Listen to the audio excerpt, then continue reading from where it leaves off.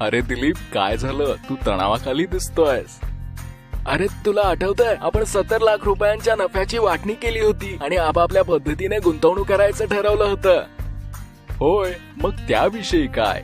मग मी 35 लाख रुपयांचा फ्लॅट विकत घेतला आणि त्याची कागदपत्र तयार करत आहे आणि मी त्याच भाड्याने देऊन महिन्याला 8-10 हजार रुपये कमवणार आहे. उत्तम केलंस तू.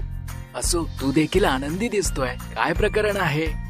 मी तितकीच रक्कम त्याच दिवशी बॅलन्स फंडामध्ये गुंतवली आणि आज मला बॅलन्स फंडामुळे SWP म्हणजेच सिस्टमॅटिक विड्रॉल प्लॅन मधून 20,000 रुपयांचा पहिला चेक मिळाला आहे. अरे वा, हे तर फारच उत्तम आहे.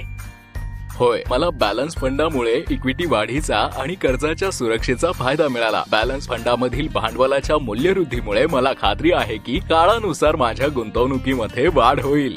वा, हा तर एकदम झटपट नफा आहे. होय दिलीप, बरं, मला माझ्या कुटुंबासोबत एका सहलीला जायचं आहे. पुन्हा भेटूया. बॅलन्स फंडातील लमसम गुंतवणुकीचे स्थिरतेसाठी कर्जाच्या निधींमध्ये आणि दीर्घ मुदतीनंतर वृद्धीसाठी इक्विटी निधीमध्ये वितरण केले जाते आणि SWP सिस्टमॅटिक विड्रॉल प्लॅन सह आपण ठराविक कालावधीने नियमित उत्पन्न मिळवू शकता. बॅलन्स फंड गुंतवणुकीसाठी सुलभ, कमी जोखीम, SWP पर्यायासह तत्काळ मंथली उत्पन्न.